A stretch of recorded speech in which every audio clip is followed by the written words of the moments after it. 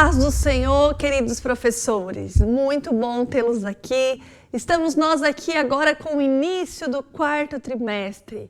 Esse quarto trimestre nós vamos aprender sobre o ensino de Paulo. Glória a Deus, né? Então, primeiramente, nós vamos orar para que essa lição possa ser mais e mais alcançada pelo Senhor nos nossos corações. Amém? Pai, nós te entregamos esse trimestre em tuas mãos, Senhor. Que seja uma bênção, Pai. Capacita cada professor, abre o coração de cada aluno. Que o teu manto de misericórdia possa vir sobre nós, Pai. Nós te amamos em nome de Jesus. Amém. Amém? Vamos começar então com Paulo, apóstolo de Jesus. Vamos então hoje conhecer como que foi essa conversão, né, de Paulo, quem foi o Saulo. Vamos lá, diz assim na sua conversa de professor. Prezado professor, a paz do Senhor. Sinta-se honrado em fazer parte do crescimento do reino de Deus. Ele conta com você para ensinar as verdades do Evangelho aos seus alunos de forma séria e comprometida. Nesse trimestre, aprenderemos sobre os ensinos deixados pelo apóstolo Paulo, a começar pela sua conversão, que não foi de uma forma... Quem quer aceitar Jesus, né?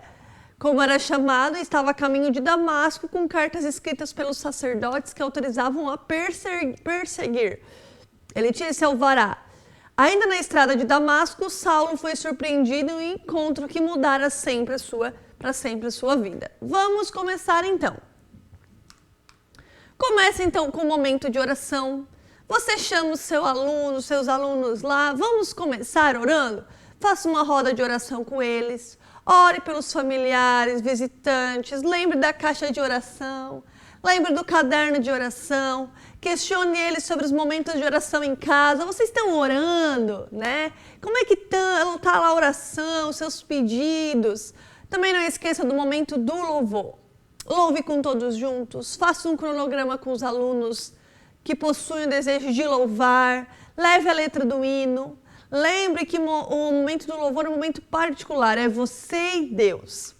Deixei aqui duas sugestões de louvores, uma Flor Gloriosa, o hino da harpa 196 e Aleluia da Gabriela Rocha.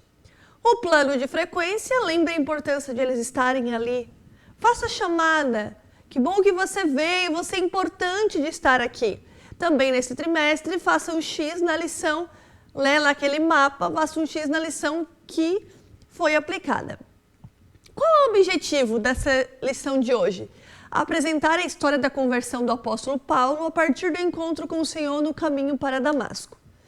Memorizando em Atos 2,38, Pedro respondeu: arrependam-se e cada um de vocês seja batizado em nome de Jesus Cristo para que os seus pecados sejam perdoados e vocês receberão de Deus o Espírito Santo. Sugestão para atividade, sugestão memorizando, o que diz a lição. Na atividade você vai escrever o versículo no quadro e leia com a turma. Isso é para quem tem quadro, né, gente? Lá, talvez na sua salinha lá não tenha quadro, aí a gente vai ter que revigorar um pouquinho. Em seguida, escreva o versículo todo, depois apague uma palavra, apague outra, deixe palavras soltas. E cada aluno por vez peça para ir até o quadro e reescrever a palavra que está faltando no versículo. Deixa com a Bíblia aberta, deixa eles lembrarem, eles verem onde está faltando, eles precisam procurar entender o que está escrito no versículo.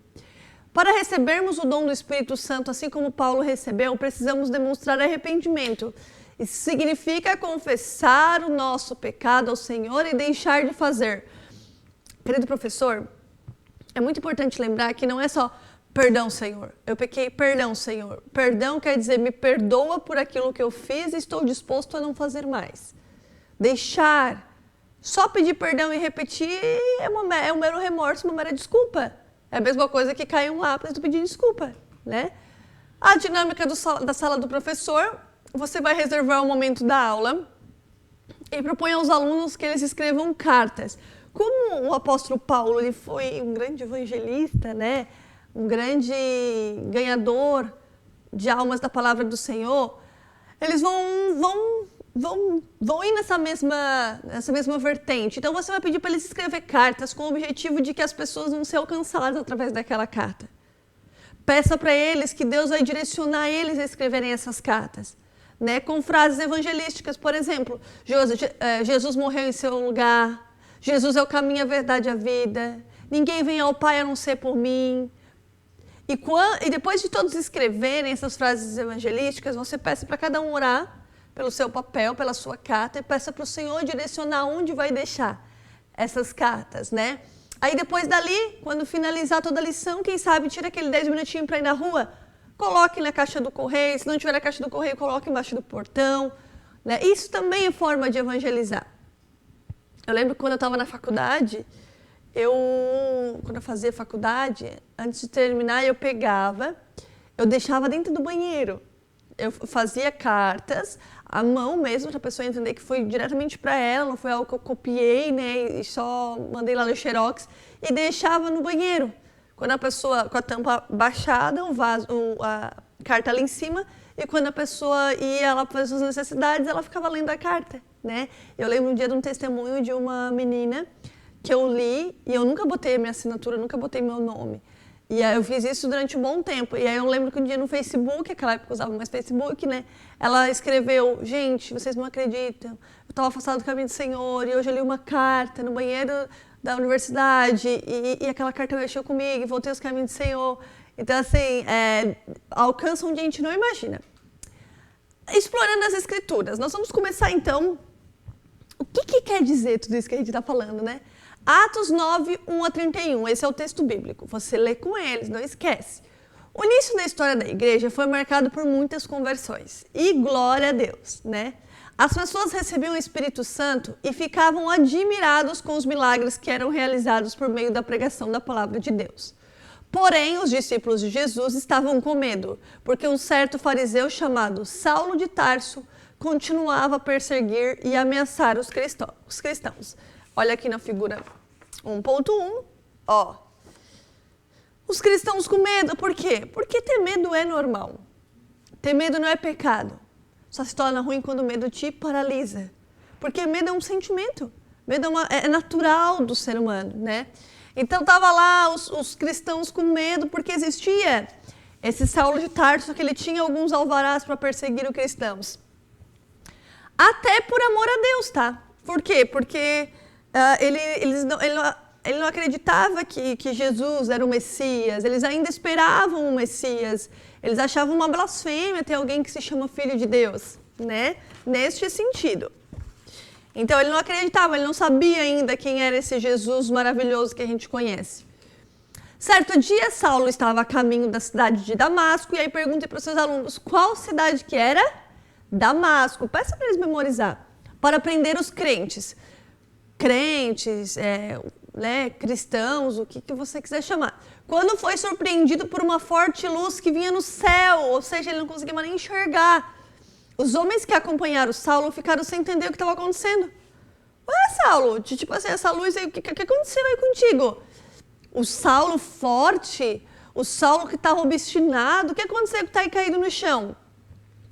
Quando ele ficou caído no chão, ele ouviu uma voz que dizia, Saulo, Saulo, por que me persegues? Assustado, ele respondeu, quem és tu, Senhor? Né?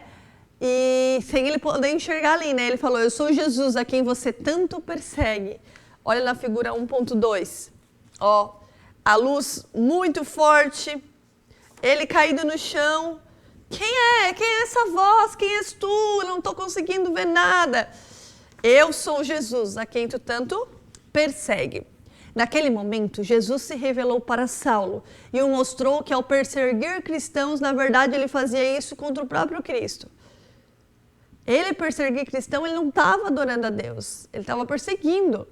Saulo era judeu e os judeus não acreditavam em Jesus. Eles ainda esperavam pela vinda do Messias. No cumprimento dessa missão, Saulo aprendeu o quão importante era sofrer por amor a Jesus. Os companheiros de Saulo ficavam confusos, por quê? Tá, peraí, Saulo, você veio aqui para perseguir os cristãos que falavam desse tal de Jesus. Aí, de repente, vem uma luz forte, você está caindo no chão e escuta alguém falando que é Jesus quem persegue. E então, agora, Saulo, o que está acontecendo? 3 dias depois, porque Deus sempre manda uma palavra para confirmar aquilo, 3 dias depois, um discípulo que morava naquela região chamado Ananias teve uma visão. O Senhor disse para ele ir para a casa onde Saulo estava. Claro que Ananias estava o quê? Com medo. Senhor, o senhor tem certeza? Tipo assim, como se ele errasse, né? Mas Saulo é aquele que persegue, o que eu vou fazer lá? Ele vai me enxotar, vai me bater? Ananias, confia, eu já estou fazendo a obra, né? Apesar do medo, Ananias, por isso, ele teve medo, mas não deixou de ir. Explique que ter medo é normal, só não deixe de fazer. Ananias obedeceu e, chegando ao local, estendeu as suas mãos e orou por ele. E imediatamente caíram dos olhos de Saulo coisas parecidas com escamas. Com isso ele voltou a ver e ficou cheio do Espírito Santo. Ou seja, não era sobre a visão terrena só. Era sobre aquela visão, ok, agora aquele que eu persegui, aquele que eu amo. Olha que lindo, Saulo, ele era já muito fervoroso na perseguição, ele era obstinado. Só que agora ele usou essa obstinação por amor a Deus. Se eu corri atrás para matar cristãos, agora eu vou correr atrás para ganhar cristãos. Isso é o que Deus faz, ele transforma, ele dobra. A partir daquele dia, a vida de Saulo foi transformada. E ele entendeu quem era Jesus e começou a pregar a palavra de Deus, iniciando assim o seu ministério, como fala em Atos 9, né? Logo nos primeiros dias depois de sua conversão, Paulo, como começou a ser chamado, é a mesma pessoa, Saulo para Paulo, sofreu perseguições. Ou seja, aquele que perseguia, agora está sendo perseguido. Né? Por quê? Porque aquele... E talvez as pessoas não entendiam. Tu não era aquele que falava, agora tu tá com... Às vezes eles vão falar assim, talvez alguma criança que está se convertendo. Tu não era aquela criança que chamava atenção na sala, aquela criança que fazia isso, e o que está fazendo agora? Porque agora alguém habitou no meu coração. Não deixe eles pensar assim, cara, eu não tenho moral de pregar, olha quem eu era. Olha Saulo, ele matava os cristãos, agora ele ganha pessoas para ser cristãos. O exemplo do apóstolo Paulo nos mostra que não importa o que fizemos no passado, desde o momento em que entregamos a nossa vida ao Senhor Jesus, nós nunca mais seremos os mesmos. Quando Jesus entra, a gente não é mais o mesmo, o vazio é completo, ele nos enche. Essa é a lição. Sugestão de atividade eu deixei lá no Drive e a conclusão, o amor de Deus pode alcançar a todos. Não existe limitação para esse amor. Né? Não desista de orar por alguém que não conhece a Jesus ainda. Talvez no final, né, antes de ir lá entregar as cartas, você pode falar: quem aqui quer orar por uma pessoa específica que ainda não conhece a Jesus? Então você vai, fulano, vamos orar. Prega o evangelho em todo o tempo. Em tempo e fora de tempo. Não é, claro, você está lá 24 horas falando Jesus, Jesus, Jesus para todo mundo. Mas seja guiado por Deus, sinta. Lembra eles que Deus quer que você sinta a hora de falar. Então, assim, nós encerramos essa lição. Olha que linda, gente, que é a revistinha desse trimestre dos ensinos de Paulo. Não esqueça de adquirir também o flanelógrafo, né? Lá com o seu líder da EBD local. O flanelógrafo, ele nos ajuda muito a ver as imagens, né? Às vezes a gente não tem uso de data show, por exemplo, na minha congregação também não tem lá dentro da salinha, mas assim, lembre que se você não tem o que você quer, faça com os recursos que você tem. Deus não vai dar, às vezes, coisas a mais se a gente não usa aquilo que a gente tem. Amém? Então, que Deus abençoe. Até a próxima lição. Deus é conosco. Deus abençoe.